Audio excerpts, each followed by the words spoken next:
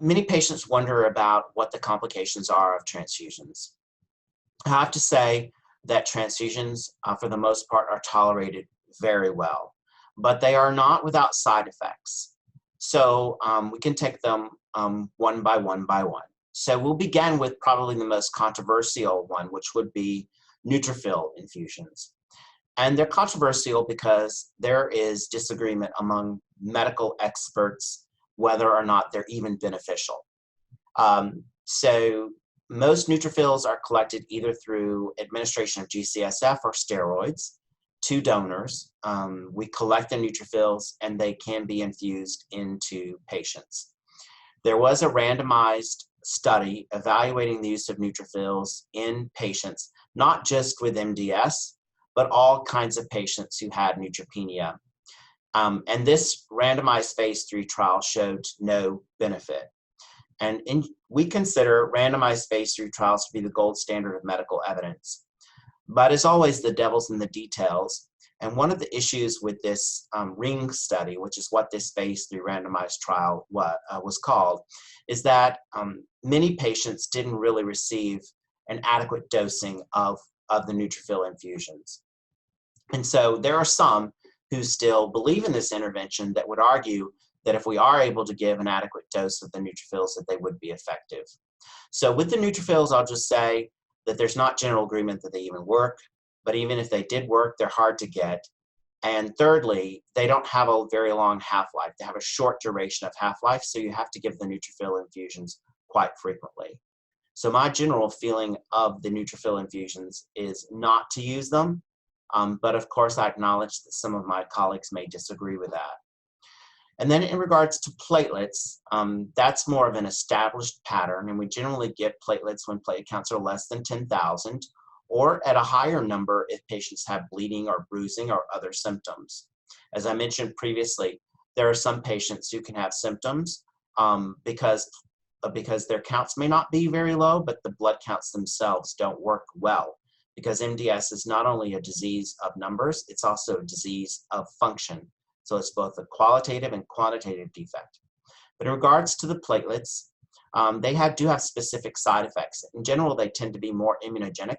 So patients can have more of allergic reactions. So things like fevers, chills, and hives. Platelets can also only be stored for a shorter duration of about 5 days. And they can't really be frozen and thawed very well because they're sensitive to the freezing and thawing. So their storage procedure actually increases the risk of bacterial contamination. So platelets are more likely to lead to problems with infections, generally bacteria that can occur in the platelets. The platelet transfusions do have a shorter half-life. On average, in a normal circumstance, a platelet has a half-life of about 10 days. So they have a shorter duration of half-life, so you do have to transfuse patients more frequently with platelets.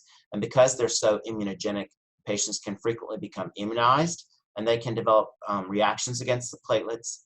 And eventually, patients can become refractory to platelets, where they develop antibodies, and you have to search for matched donors for them. Red cells are the most frequently used transfused product for MDS patients. Anemia is the most frequently presenting cytopenia. Many patients with MDS require red cell transfusions. They do have unique side effects, and one of the unique side effects of red cell transfusions is iron overload.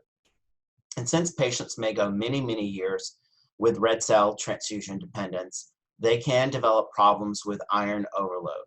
And the iron can accumulate in the liver and cause liver damage in the pancreas, leading to diabetes. That can also accumulate in the bones, leading to osteoporosis. It can affect the gonads and lead to hypogonadism with low testosterone levels.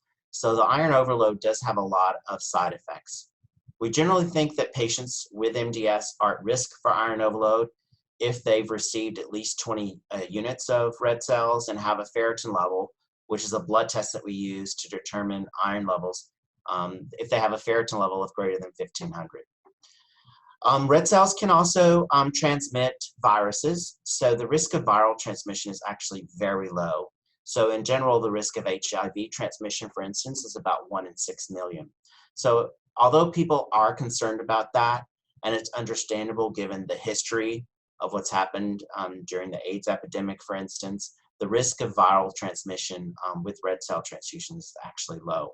The most common problem that patients can get with red cell transfusions is allergic reactions with fevers, chills, and hives. They can be more severe. There's something called TRALI, which is transfusion-related acute lung injury, where patients can get fluid in their lungs. And then patients may also have delayed transfusion reactions, which can occur up to 2 weeks after transfused red cell products, where patients have fatigue, jaundice, and a flu-like illness.